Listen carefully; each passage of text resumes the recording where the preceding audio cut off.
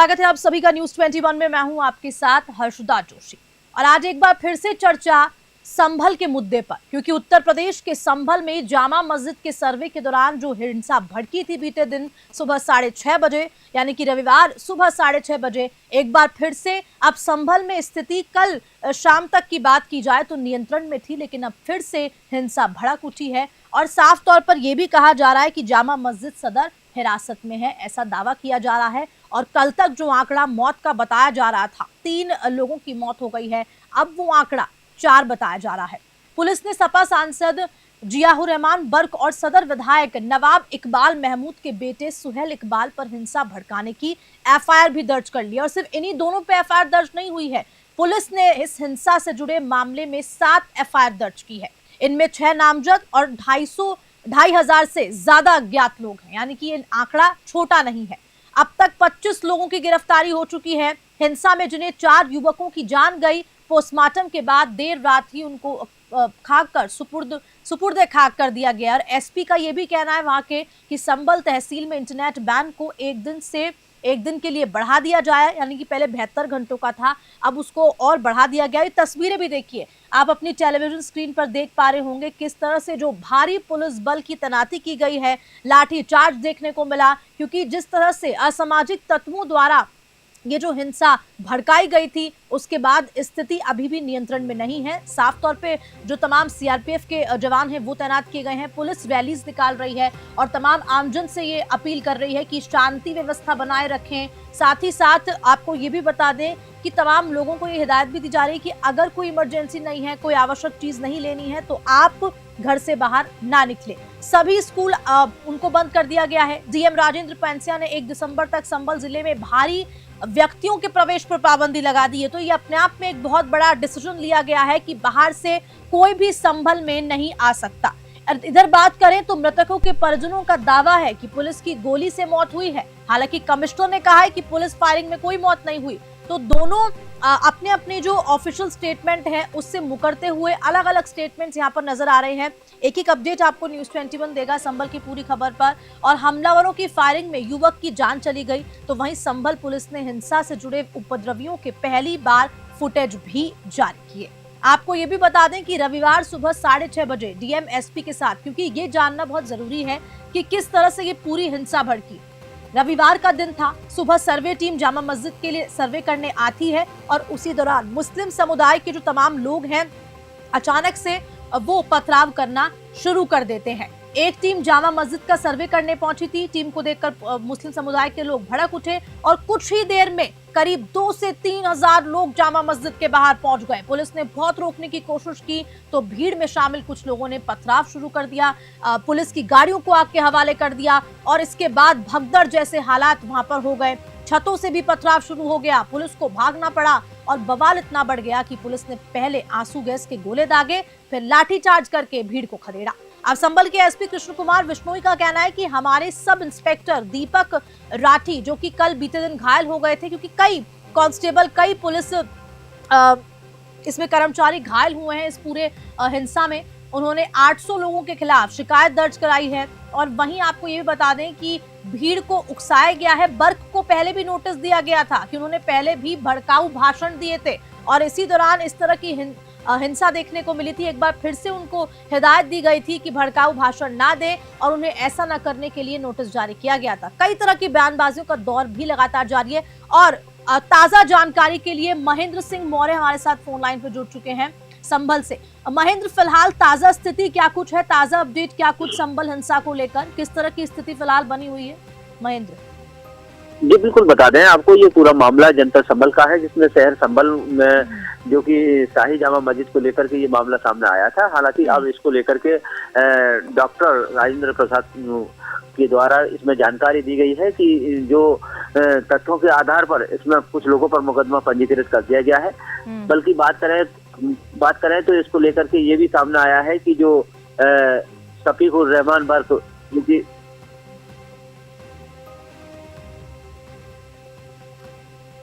आवाज आ रही है महेंद्र जी? महेंद्र जी मुझे सुन पा रहे हैं आप?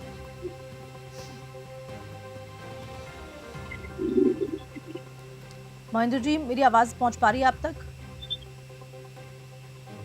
ठीक है, एक बार फिर से जुड़ने की कोशिश करेंगे महेंद्र जी से। लेकिन जिस तरह की महेंद्र जी जानकारी दे रहे हैं कि स्थिति फिलहाल तक भी देखिए कल बीते दिन अगर हम शाम की बात करते हैं थोड़ी नियंत्रण में आई थी, पथराव रुका उसके बाद, लेकिन वापस से अब जिस तरह की कार्रवाई लगातार जारी, क्योंकि कल का वो दिन था जब हिंसा लगातार जारी थी, ये संभल वायलेंस जारी थी और संभा में जामा मस्जिद सर्वे के दौरान ये हिंसा पूरी भड़कती हुई नजर आई थी। इंटरनेट पर भी 1 दिन की पाबंदी और बढ़ा दी गई है। परिजनों का दावा है कि पुलिस फायरिंग में हत्या हुई है, लेकिन कमिश्नर ने कहा है कि पुलिस फायरिंग में कोई हत्या नहीं हुई। हालांकि जिस तरह से पथराव देखा जा रहा था, ऊपर से भी छतों से लोग पत्थर फेंक रहे थे पुलिस कर्मचारियों पे, और कई तरह की बयानबाजियों का दौर भी लगातार इस पूरे मामले पे जारी है। आपको बता दें कि संभल हिंसा पर आजाद समाज पार्टी के राष्ट्रीय अध्यक्ष चंद्रशेखर आजाद का कहना है कि मैं हिंसा के बिल्कुल खिलाफ हूं। उत्तर प्रदेश में न्याय गोली से हो रहा है और ये गुंडागर्दी बर्दाश्त नहीं की जा सकती। ये एक साजिश है और हमारे गरीब लोग इसका शिकार बन रहे हैं। वहीं तो बीते दिन अखिलेश यादव ने कहा था कि जानबूझकर हिंसा को भड़काया गया है। जी महेंद्र जी, आवाज पहुंच पा रही है? जी बिल्कुल मैम, आ रही है। ठीक है महेंद्र जी, कंटिन्यू कीजिए अपनी बात। किस तरह की ताजा स्थिति फिलहाल? जी बिल्कुल बता दें, ये पूरा मामला जिस तरह से जो संभल में हिंसा को लेकर के एक तरह से हिंसात्मक मामला सामने आया था, अब इस पर जो है पुलिस की कड़ी निगरानी हो गई है। ये सुरक्षा व्यवस्था पूरी तरह से कायम है। हालांकि इसको लेकर के अगर बात करें तो पुलिस अधीक्षक श्री कृष्ण बिश्नोई के द्वारा भी इसमें फ्लैग मार्च किया गया है। शांति व्यवस्था पूरी तरह से यहाँ बना दी गई है। और अगर इसमें ये भी देखा जाए कि इसमें जो सामने बाइट आई है जिसमें कि जिलाधिकारी ने साफ तौर पर बताया है कि कुछ जो लोगों के खिलाफ भी इसमें मुकदमा कार्रवाई की गई है मुकदमा की, और इस पर जो है आगे भी इसमें जो जांच का तथ्य बताया है, जांच करके कार्रवाई करने की बात की गई है। जी और फिलहाल जो ये मौतों का आंकड़ों की अगर बात करें, कल 3 था, आज 4 हुए। ये चौथा युवक कौन है? इस हिंसा में 4 लोगों की मौत हो गई है। और ये ऑफिशियल स्टेटमेंट अगर हम बात करते हैं तो पुलिस का ये कहना है कि पुलिस फायरिंग में उनको गोली नहीं लगी, लेकिन तमाम परिजन ये कह रहे हैं कि पुलिस फायरिंग में उनको गोली लगी है, इसकी वजह से उनकी मौत हुई है। जी बिल्कुल, ये जानकारी बता दें क्योंकि इसमें साफ तौर पर जो अभी ऑफिशियल एक इसमें बाइट आई थी, इसमें ये साफ तौर पर बताया गया था कि वहां से जो दंगई है, दंगई के घर से कुछ हथियार वगैरह मिले हैं, कुछ ऐसे शस्त्र वगैरह मिले हैं जिनको लेकर के वहां पुलिस के द्वारा बरामद किए गए हैं। तो ये बता रहे हैं कि पुलिस की ओर से जो गैस के गोले छोड़े गए थे, रबड़ के गोले छोड़े गए थे, लेकिन कोई फायरिंग वगैरह नहीं हुई थी, इस तरह से बयान आया था। लेकिन इसमें साफ तौर से यही बताया गया है कि वहां जो पहले से जो दबंगई थे उनका कोई प्लानिंग के तहत में कुछ हथियार मिले, उनकी गोलियों से ये लोगों की मौत हुई है। इसको लेकर के प्रशासन बता रहा है। जी और साफ तौर पर अगर हम बात करते हैं, देखिए अब बयानबाजियों का दौर शुरू हो गया है। अभी एक्सपोज पर भी मैं देख रही थी, जो कांग्रेस प्रवक्ता है सुप्रिया श्रीनेत, उन्होंने भी एक वीडियो जारी कर योगी मोदी पर निशाना साधा है। ये हमेशा जो सभी पार्टियां एक दूसरे पर निशाना साधने में क्यों लग जाती है? अखिलेश यादव बोलते हैं कि चुनाव मुद्दे से, चुनाव के जो परिणाम हुए, उपचुनाव हुए, उससे भटकाया जा रहा है, चलाकर सर्वे टीम को भेजा गया है। हालांकि सर्वे टीम तो 5 दिन पहले भी आई थी यहाँ पर जामा मस्जिद का सर्वे करने के लिए, और कोर्ट के आदेश थे कि सर्वे करना है। जी बिल्कुल, देखिए साफ तौर पर ये जानकारी जिलाधिकारी की ओर से मिली थी कि जो 5 दिन पहले जो टीम आई थी उसमें सर्वे पूरा नहीं हो पाया था, लेकिन दोबारा जो, और दूसरा रात का वक्त था इसलिए सर्वे को पूरा नहीं माना गया। लेकिन इस बार जो टीम आई थी, जो पूरी तरह से सुबह के 7 बजे से लेकर के दोपहर के 11 बजे तक इसका जो सर्वे का टाइम था निर्धारित था, सर्वे की टीम आई थी, उसमें जो अधिवक्ता साथ में थे, और आदेश लेकर के बताया जा रहा है कि आदेश लेकर के साथ में कोर्ट के जो आदेश थे वो लेकर के टीम ने एंट्री करी थी।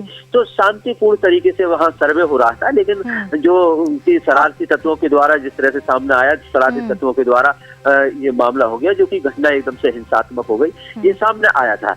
लेकिन अगर राजनीति की बात की जाए तो राजनीति के तौर पर अगर देखा जाए तो यहाँ पर राजनीति की भी रोटियां खूब लगातार सिक रही हैं।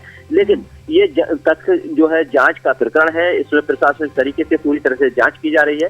जो भी तथ्य सामने निकल कर आते हैं, जो भी तथ्य सामने निकल कर आते हैं, उन पर जो है कार्रवाई की जाएगी, ऐसा बयान। जी महेंद्र, एक और चीज समझना चाहेंगे कि टीम का गठन किया जा चुका है, जो कमेटी बना दी गई है जो जांच करेगी इस पूरे मामले को लेकर। जी बिल्कुल, ऐसा अभी जो स्टेटमेंट अभी जारी नहीं हुआ है, क्योंकि अभी संज्ञान में नहीं है, लेकिन फिलहाल इस तरह जांच टीम बनाई जा रही है, क्योंकि इसमें जो है टीम के द्वारा ही पूरी तरह से जांच की जाएगी, सही तथ्यों पर जांच होगी, कहीं कुछ भी गुणवत्ता पूर्वक इसमें जांच होगी, और जांच के दौरान जो भी तथ्य सामने निकल करके आते हैं, जो भी दोषी सामने निकल करके आते हैं, साफ तौर पर डीएम के स्टेटमेंट के अनुसार कह सकते हैं कि उन्होंने साफ कहा है कि जिस तरह से जो भी उपद्रवी सामने आता है निकल करके, उन्हें बख्शा नहीं जाएगा। और अखिलेश यादव ने जो तमाम सपा सांसद हैं उनके साथ आज जो अध्यक्ष हैं ओम बिरला, उनसे भी मुलाकात की है।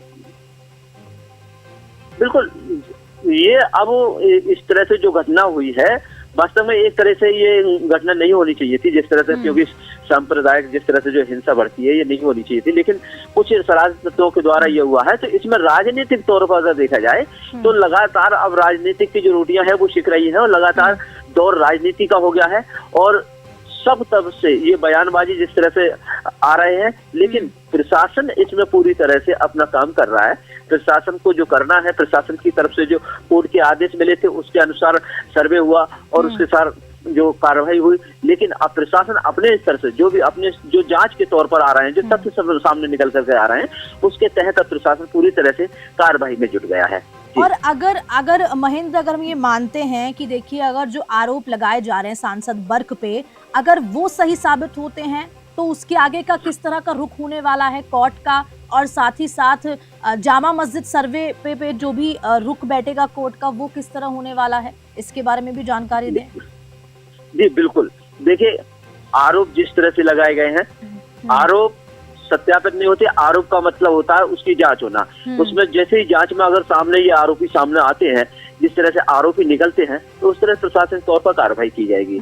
और बात रही कोर्ट की, तो कोर्ट की तरफ से जो भी आदेश होगा, जो भी जिस तरह से आदेश जारी होगा, उसी हिसाब से अब प्रशासन की ओर से जो कार्रवाई होगी।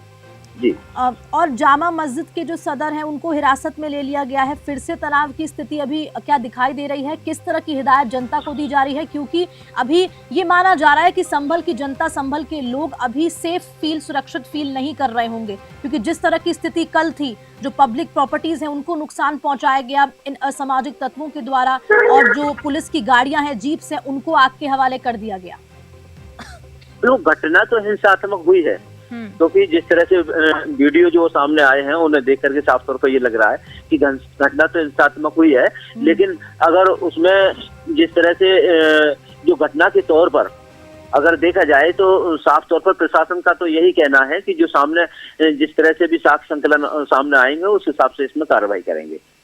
ठीक है महेंद्र, बहुत बहुत शुक्रिया जानकारी के लिए। लगातार आपसे इस पे अपडेट लेते रहेंगे। आप नजर बनाए रखें इस संभल हिंसा पे। फिलहाल के लिए बहुत शुक्रिया।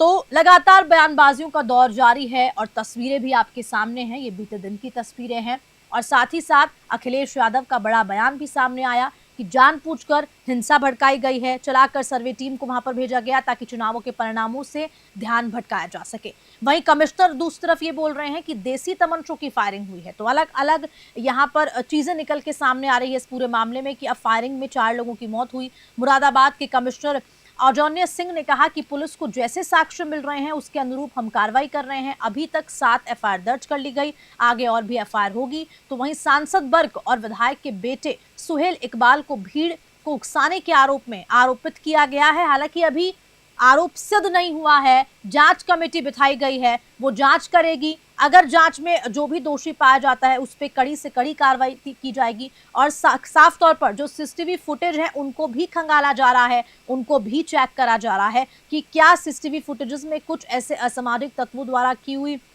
इस तरह की एक्टिविटीज दिखेंगी, और उसके बाद ही कार्रवाई होगी। और साथ ही साथ आपको ये भी बता दें कि इन लोगों पर कड़ी कार्रवाई करेंगे, और पुलिस का ये कहना है कि हमारी नजरें यहाँ पर हैं। मस्जिद पर पथराव करने वालों को भी चिन्हित कर रहे हैं कि आखिरकार पथराव कैसे शुरू हुआ, ओरिजिन किस तरह था इसका। तो हर एक चीज यहाँ पर खंगाली जा रही है। और साफ तौर पर देखिए, अभी कुछ देर पहले ही आज शाम को भी अखिलेश यादव ने मीडिया से मुखातिब होते हुए कहा है कि हमारे जो सांसद हैं संभल में थे ही नहीं, और इसके बावजूद भी उनके खिलाफ एफआईआर दर्ज की गई है, यानी कि बर्क पे। कोर्ट द्वारा आदेश पारित किए जाने के तुरंत बाद ही पुलिस द्वारा प्रशासन सर्वे के लिए जामा मस्जिद पहुंच गए। 23 नवंबर को पुलिस प्रशासन ने कहा था कि अगले दिन 24 तारीख को दोबारा सर्वे किया जाएगा।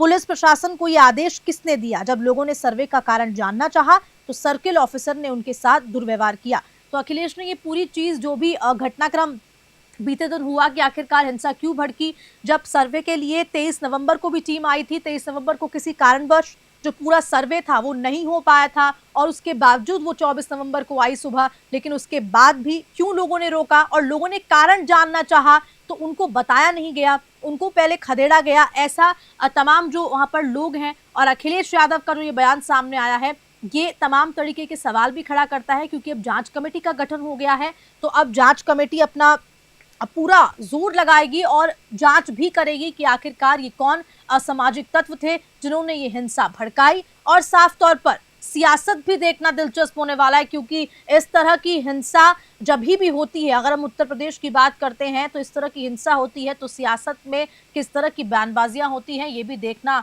काफी दिलचस्प हो जाता है। और साफ तौर पर अब ये भी नजर आ पा रहा है कि सपा सांसद और विधायक के बेटे पर एफआईआर जो दर्ज की गई है, जो आरोप अगर सिद्ध होता है तो ये माना जा रहा है कि उम्र कैद की सजा भी हो सकती है। ये अभी तक इसकी ऑफिशियल पुष्टि नहीं हुई है, लेकिन अभी आरोप सिद्ध नहीं हुआ, चिन्हित लगातार किया जा रहा है, पथराव करने वालों को भी चिन्हित किया जा रहा है, उनके खिलाफ कड़ी कार्रवाई भी होगी। और इस बवाल में फिलहाल तक जो अपडेट बढ़ा है उसमें 4 लोगों की मौत हो गई है। और आपको ये भी बता दें, उन 4 लोगों के आपको नाम भी बता देते हैं, बिलाल और नईम, अयान और कैफ, इन 4 लोगों की मौत बताई जा रही है इस पूरे संभल हिंसा में। अब ये संभल हिंसा जो इंटरनेट सेवाओं को बंद किया गया है, इनको कब चालू किया जाता है, पहले की तरह जो स्थिति थी वो किस तरह पहले की तरह होती है, नियंत्रण में कब आती है, ये देखना भी दिलचस्प होने वाला है। और लगातार आप भी न्यूज़ 21 के साथ जुड़े रहिए पल पल की अपडेट के लिए। मुझे इजाजत दीजिए, नमस्कार।